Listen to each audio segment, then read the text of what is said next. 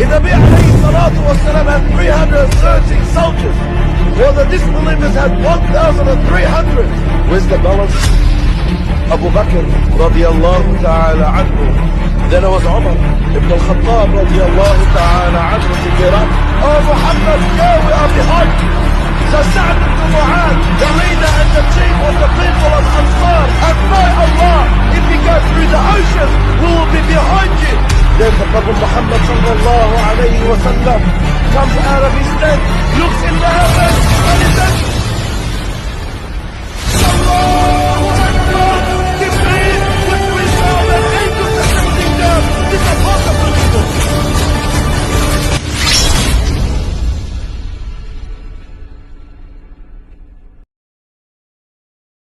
Bismillahirrahmanirrahim.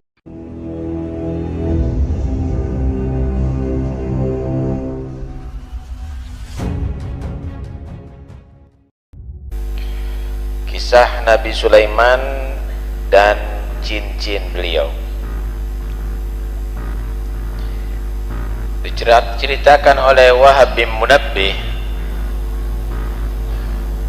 Nabi Sulaiman mendengarkan ada di satu pulau di tengah lautan. Pulau itu disebut Saidun. Ada raja yang sangat agung,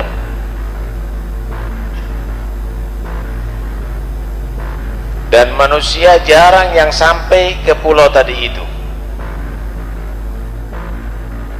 Nabi Sulaiman adalah raja yang sangat perkasa, yang bukan hanya menguasai manusia, bahkan jin, angin, binatang.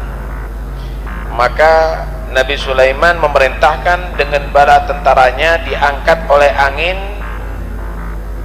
disampaikan ke pulau tadi itu, Pulau Saidun. Berangkat Nabi Sulaiman dan sampai di situ dengan bala tentaranya, manusia, jin, bahkan binatang buas. Diperangi itu kerajaan dan sampai akhirnya dibunuh itu raja.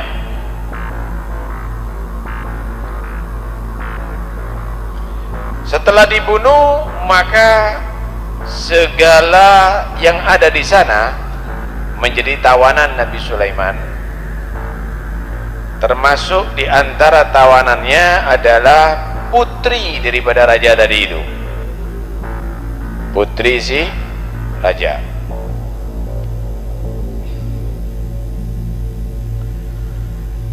Rupanya putri ini cantik.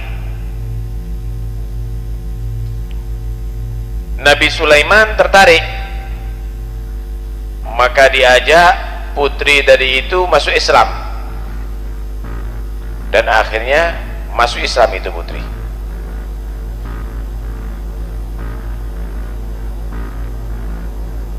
Ketika masuk Islam, cuma minim ilmu pengetahuannya, minim imannya, dan dia selalu setiap saatnya ketemu dengan Nabi Sulaiman nangis, susah, sedih.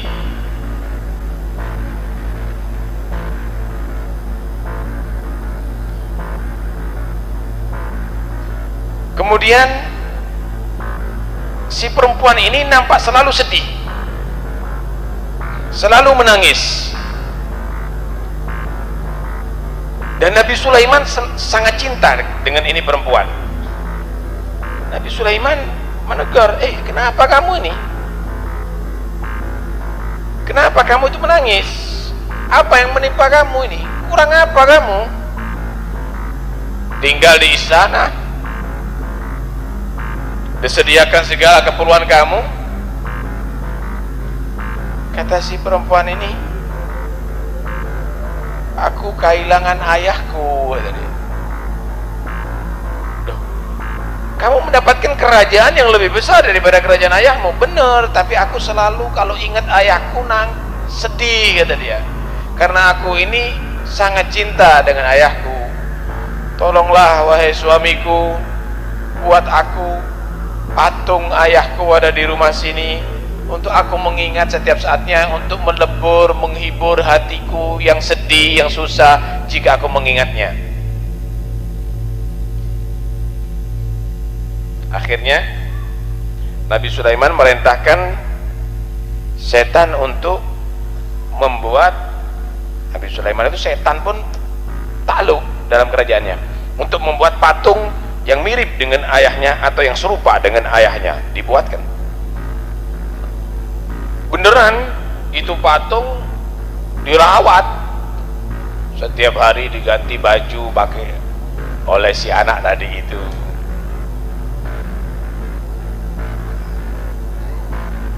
Cuma tanpa sepengetahuan Nabi Sulaiman, ada yang dilakukan yang tidak baik itu oleh itu perempuan.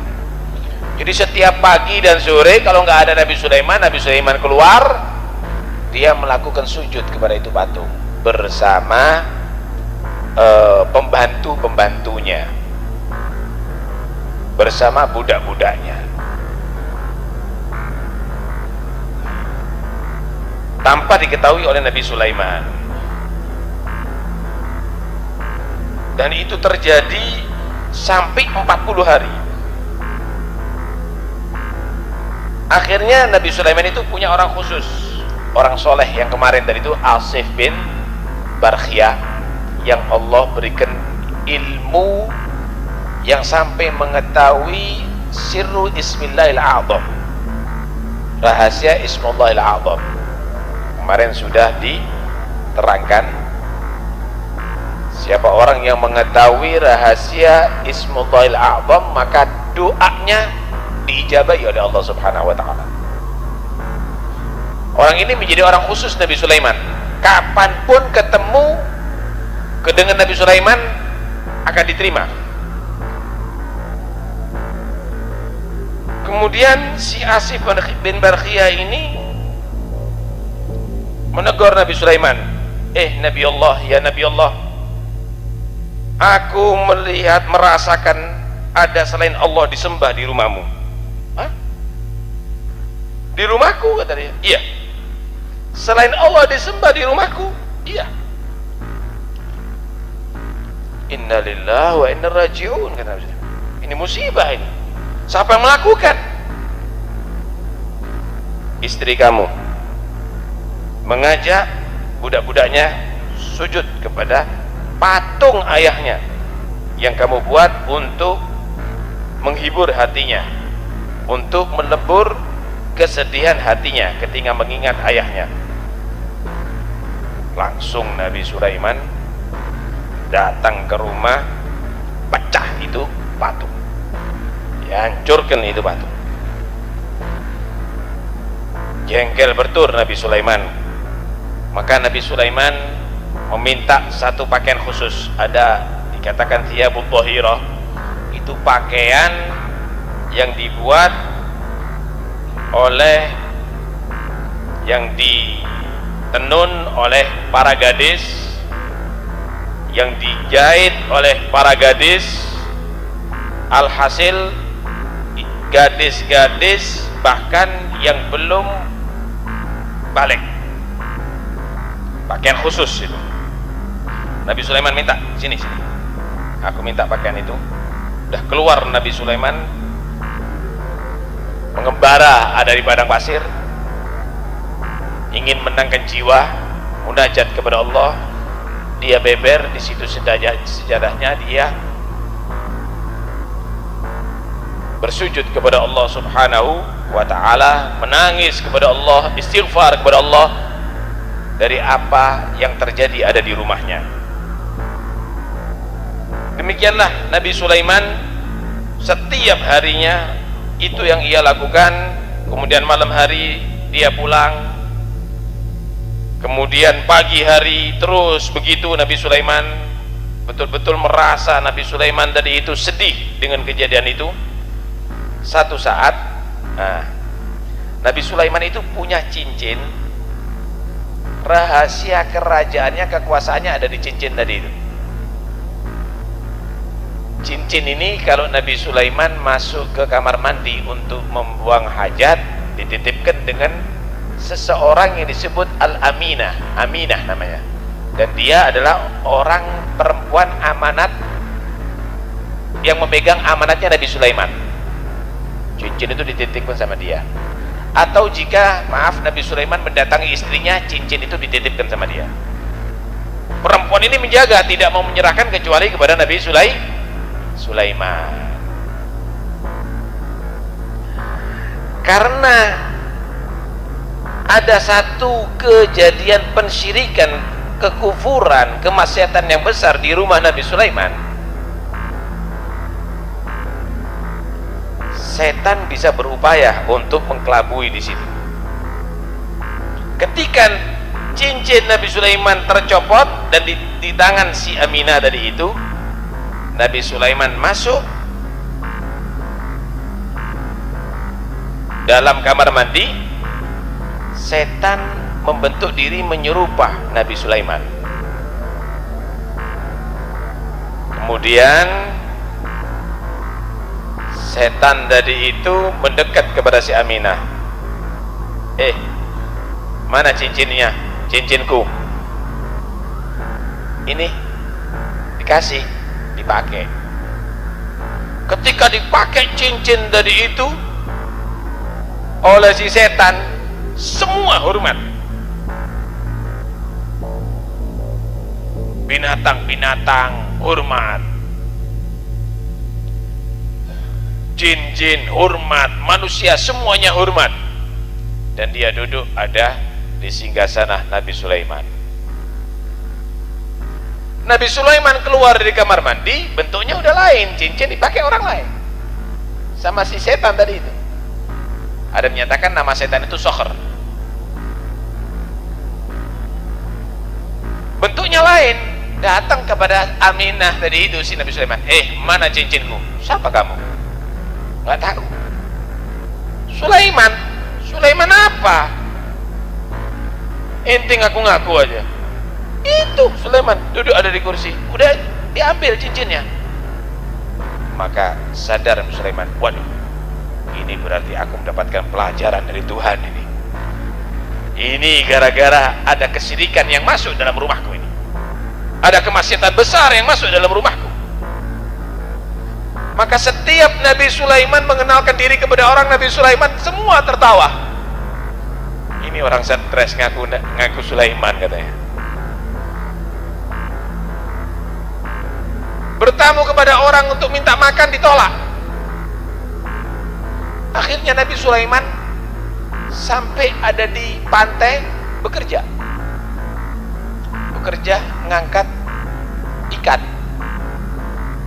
taruh di atas kuda atau gerobak begitu. Nanti kalau sudah dia bekerja sampai sore hari, gajinya adalah kasih 2 ikan. Nanti yang satu dijual untuk beli roti, yang lainnya dibakar untuk ikannya. Itu terjadi, saudara, Nabi Sulaiman yang raja di raja itu terjadi seperti itu sampai 40 hari.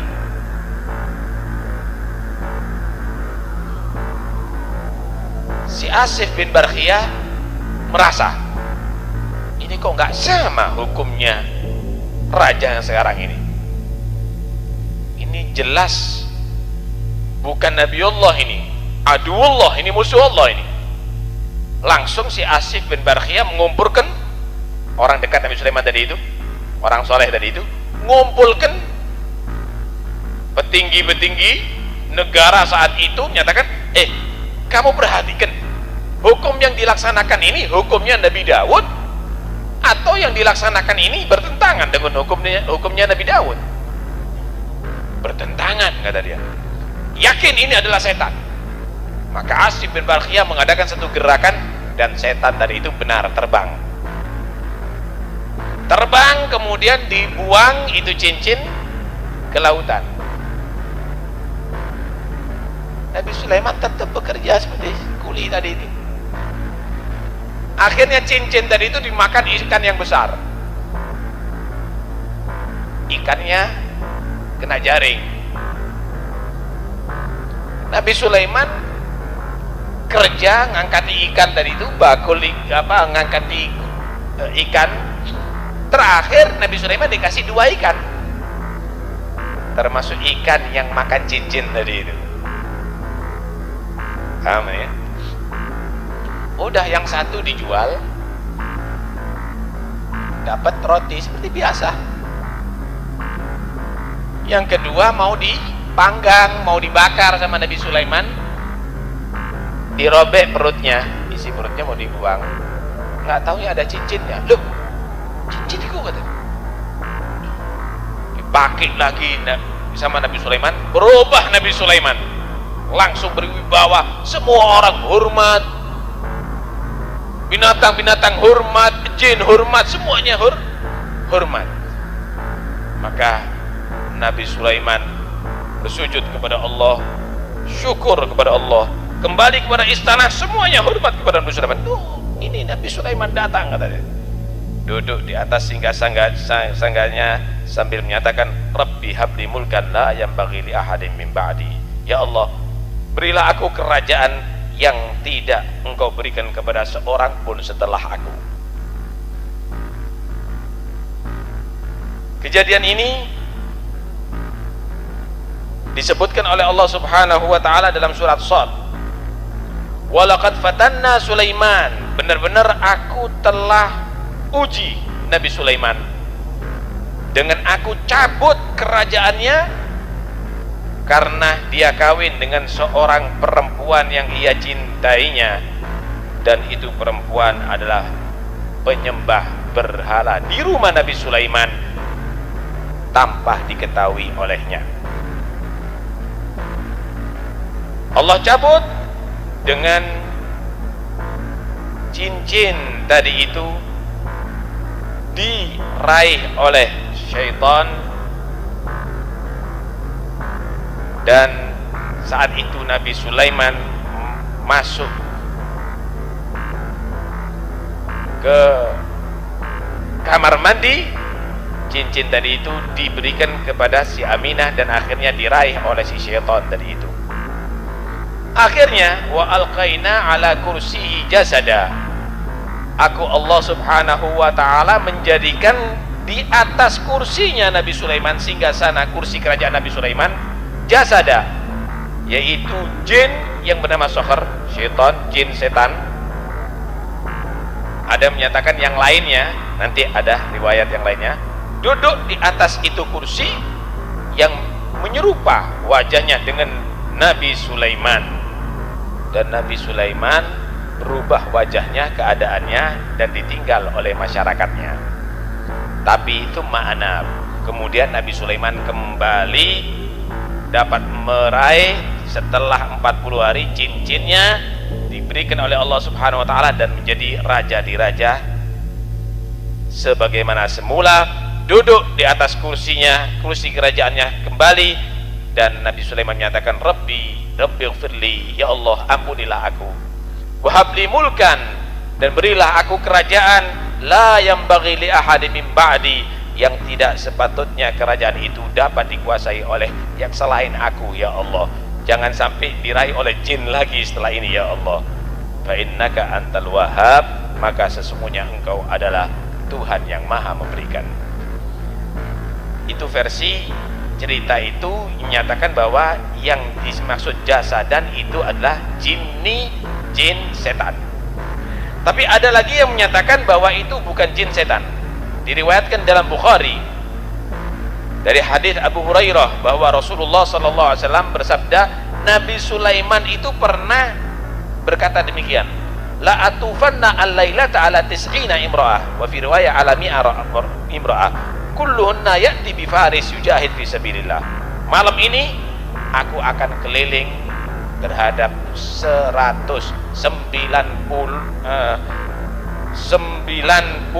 perempuan, ada riwayat 100 perempuan mau didatangi ya, perempuan tadi itu ya hubungan suami istri Zaman dahulu itu Pak,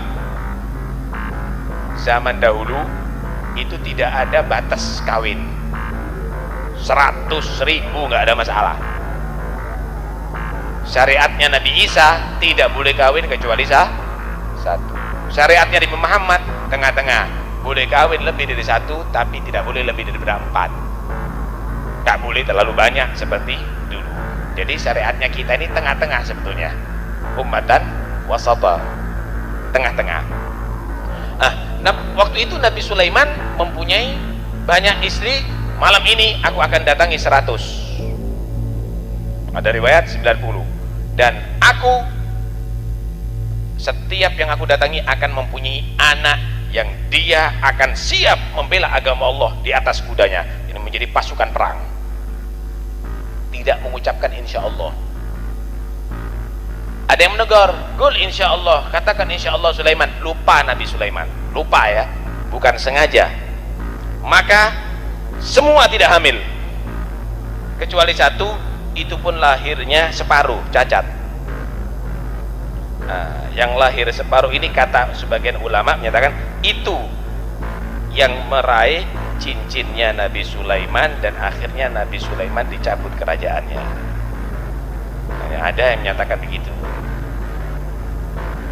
Alhasil dari cerita ini bisa kita ambil kesimpulan. Pertama, tidak ada kerajaan, kekayaan yang abadi kecuali milik Allah. Nggak ada. Semuanya itu adalah sementara. Kalau boleh dibahasakan, manusia hidup di atas dunia ini tidak ada yang punya hak milik, hak pakai. Tidak ada hak milik, hak pakai. Miliknya milik Allah. Karena itu kita menyatakan inna lillahi wa inna ilaihi rajiun. Kita ini semuanya milik Allah. Dan kita bakal kembali kepada Allah. Rumah kita ini adalah hak pakai bagi kita. Pada hakikatnya milik Allah. Satu saat tidak akan menjadi milik kita loh. Boleh jadi mungkin dibeli sama orang lain. Boleh jadi kita mati dimiliki oleh orang lain. Mobil kita juga begitu, itu hak pakai.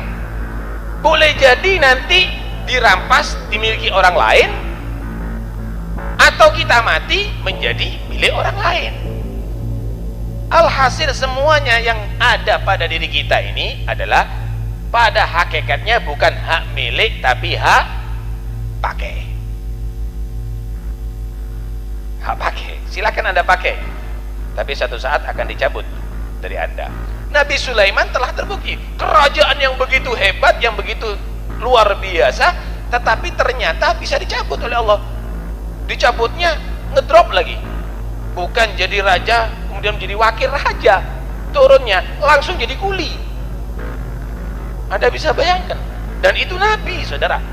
Ini adalah membuktikan bahwa Nabi Sulaiman menjadi raja bukan karena karir, bukan karena karir, tapi karena Allah yang mengangkat dia menjadi raja. Begitulah seharusnya orang tadi itu. Ketika dia tadi itu menjadi sukses, jangan kamu merasa sukses dari diri kamu, tapi sebetulnya itu adalah karena nikmat dari Allah yang Allah berikan kepada kamu. Satu saat akan dicabut, maka semuanya akan hilang daripada kamu. Ini pertama. Yang kedua, tahukah Anda salbun nikmah, dicabutnya nikmat itu karena apa? Karena maksiat, saudara. Karena maksiat. Walaupun itu bukan diri Nabi Sulaiman yang melakukan, tapi bagaimana imbasnya daripada kemaksiatan yang ada di rumah Nabi Sulaiman sampai kepada Nabi Sulaiman. Hati loh ya. Jadi jarang menganggap yang penting kita jadi orang soleh. Biarkan orang itu mau zina, mau minum khamr, biarkan.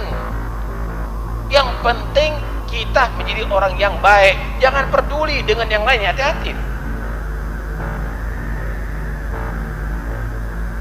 Al-ma'siyah syu'mun ala ghair fa'iliha. Maksiat itu, al-dhambu syu'mun ala ghairi fa'ilih. perbuatan dosa itu adalah menghasilkan sial kepada selain pelakunya. Hati. Nabi Sulaiman, Nabi loh nih, karena kemaksiatan nggak tahu, tapi kena imbasnya. Dan itu pernah terjadi kepada Al-Habib Abdurrahman bin Abdullah bin Faqih, salah satu muridnya Habib Abdullah bin Awil Haddad. Ini Habib Abdurrahman bin Abdullah bin Faqih ini alamah wali min auliyaillah, dihormati di mana-mana, semua tahu. Satu saat kok langsung ditangkap di penjara. Loh, salah apa? Enggak paham. Apa salahnya? Muridnya bingung semuanya. Alhasil dengan usaha itu dan ini sampai lepas. Guru, salah apa? Nggak tahu, salah apa ya?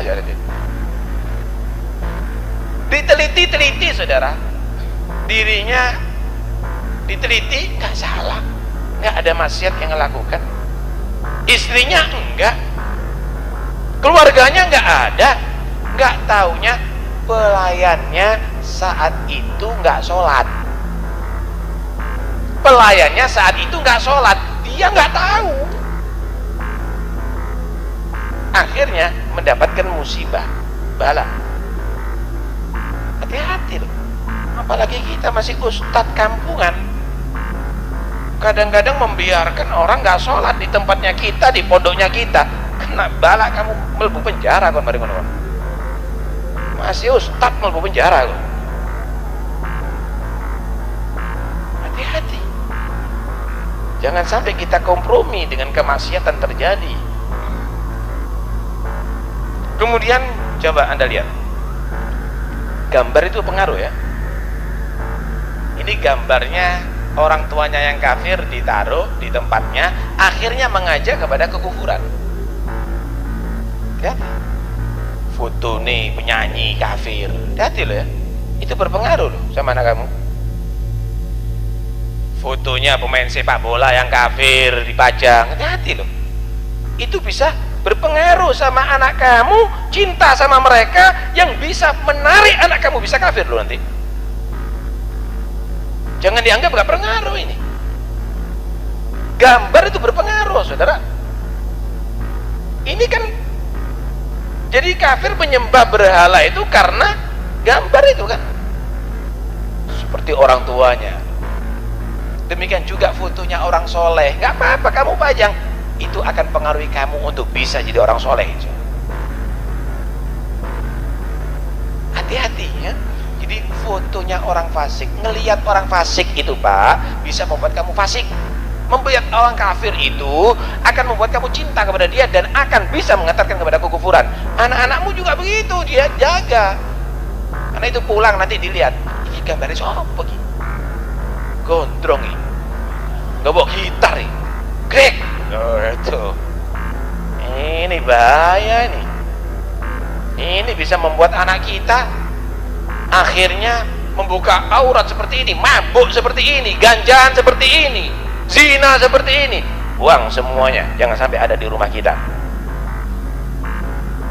Paham nih? Dari cerita ini juga Anda bisa ambil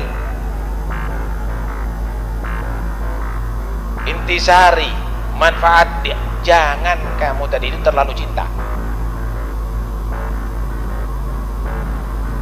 Kamu boleh cinta terhadap istri karena istri tadi itu membantu kamu taat kepada Allah. Jangan cinta buta, kata orang sekarang. Sudah cinta buta, tuli lagi. Jangan. Saya cinta sama kamu asal kamu tadi itu adalah bisa membantu aku ibadah kepada Allah Subhanahu wa ta'ala. Nih, Nabi itu punya istri yang sangat dicintai, Siti Aisyah radhiyallahu anha. Kalau duduk sama istrinya, Siti Aisyah sampai disebut Humairah. Humairah itu perempuan kecil kemerah-merahan. Memang kecil, artinya Mas Nabi meninggal itu umurnya 18 tahun. Putih. Anaknya Sayyidina Abu Bakar As-Siddiq. Ketika duduk sama istrinya mesra, ada panggilan sholat, hayya 'alas shalah, itu dua-duanya bangun.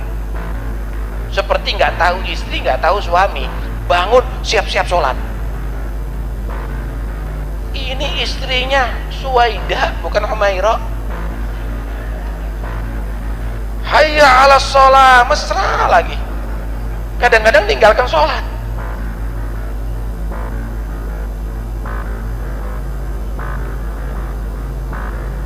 Pernah Nabi SAW diajarkan oleh Allah untuk mendidik istrinya, karena ada tuntutan urusan duniawi. In kuntunna turidnal hayatad dunya wa zinataha fata'alaikunna umatti'kunna wa usarrihkunna sarahan fata'alaina umatti'kunna wa usarrihkunna sarahan jamila. Istri-istriku, kalau kamu itu pingin dunia, kemegahan dunia, sini kamu tak kasih, tapi tak pegat gitu ya. Kalau kamu tadi itu pingin Allah dan Rasul, wa in kuntunna turidna Allah wa rasulah, kalau kamu baru tetap sama aku. Kita juga harus begitu. Jangan macam-macam, nanti akhirnya masuk neraka gara-gara istri inti. Ta'isa abdul mar'ah, kata Nabi. Celaka kalau orang itu hanya nurut sama istrinya. Mau untuk Allah dan Rasul tetap. Kalau kamu mengajarkan aku untuk melanggar ajaran Allah dan Rasul, take ikon ingkrio.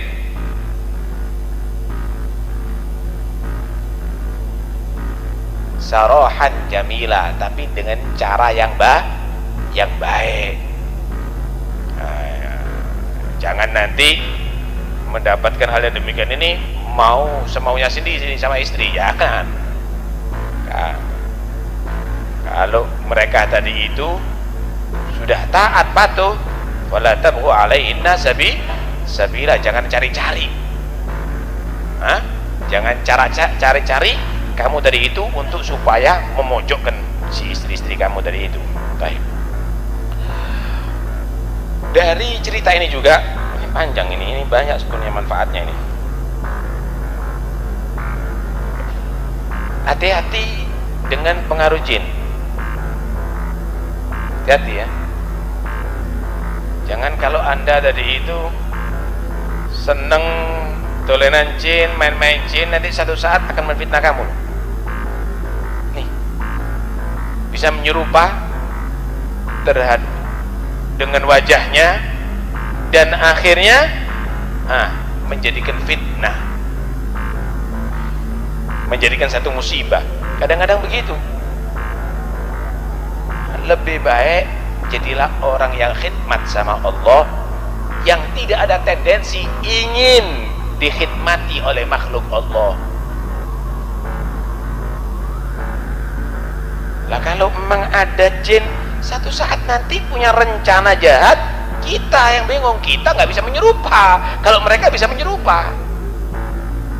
Lah kalau menyerupa Anda kemudian datang istri, karena bisa itu terjadi. Karena jin juga punya syahwat. Hati-hati. Karena itu bahaya sekali kalau orang-orang itu mainan jin. Apalagi dibuat pertunjukan, bahaya. Perhatikan baik-baik.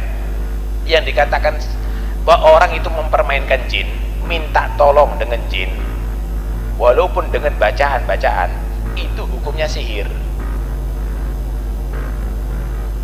Hukum sihir itu kufur. Hati-hati. Hukum sihir itu adalah kufur. Wa ma kafara Sulaimanu walakinna syayatina kafaru yu'allimuna an-nas sihir. Karena itu nggak perlulah Anda begitu. Ibadah sama Allah yang beneran. Kalau ibadah sama Allah beneran, jadinya seperti Asik bin Barkhiyah, lebih top daripada kekuatan jin. Jin mendatangkan singgasana Sulaiman pagi sampai siang. Tetapi Asik bin Barkhiyah mendatangkan singgasana Sulaiman dalam sekejap mata. Subhanallah, Asim bin Barbakhiyah. Terakhir dari kejadian ini, setiap apa yang musibah menimpa kita, ambil hikmahnya. Jangan menjadi orang yang emosi.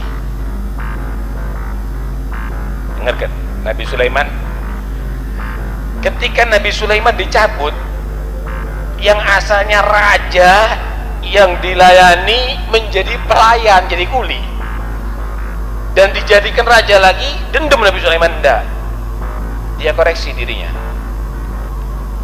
Dia koreksi dirinya, istighfar kepada Allah. Berkat dia istighfar kembali kepada Allah, koreksi dirinya, merasa salah, dikembalikan oleh Allah SWT itu kenikmatan lagi. Begitu juga kita, kalau kita dapat musibah, kalau kita mendapatkan muskilah, ada urusan, ada itu, koreksi. Astagfirullahaladzim, iya, aku gak sholat berjamaah, aku gak baca Quran, aku gak memperhatikan ini, istriku tidak aku tegur melakukan ini, di rumahku pernah mengadakan ini, koreksi, robah semuanya, istighfar, mohon ampun kepada Allah, akan dikembali kepada Allah. Sesungguhnya Allah itu bukan karena benci ketika mendirikan musibah kepada orang yang beriman, tapi Allah menghendaki orang itu tidak semakin jauh dari rahmat Allah, orang itu tidak semakin jauh daripada surganya Allah Subhanahu wa ta'ala. Karena dalam ayat Al-Quran dikatakan, ma yaf'alullahu bi'adzabikum in syakartum wa amantum. Allah tidak akan mengadab kamu jika kamu pandai mensyukuri nikmat Allah dan tetap menjadi orang beriman kepada Allah. Malah ketika kamu mensyukuri nikmat Allah, bukan hanya nikmat itu dijaga, tapi ditambah la in syakartum la azidannakum. Benar-benar aku tambah itu nikmat, kata Allah. Wala in kafartum inna adzabi lasyadid. Semoga insyaallah cerita ini akan membuat diri kita sadar apa yang kita terima itu adalah nikmat dari Allah Subhanahu wa ta'ala yang harus kita syukuri. Kemudian hadirin sekalian, acara ini acara yang sangat istimewa ya. Malam 17 adalah malam nuzulul Quran. Malam 17 juga malam perang Badar. Karena itu acara ini juga adalah haulnya Ashabu Badar, sahabat-sahabat yang gugur di perang Badar, syuhada Badar, dan juga ngeholi yang gak gugur karena mereka adalah orang yang paling berjasa dalam Islam. Nabi waktu perang Badar itu doanya habis-habisan, ya Allah, kalau engkau tidak memenangkan kelompok kami, maka tidak ada yang menyembah engkau lagi setelah ini, ya Allah. Nabi pun siap mati saat itu, habis-habisan, tapi Allah memberikan pertolongan dan kaum muslimin menang saat itu.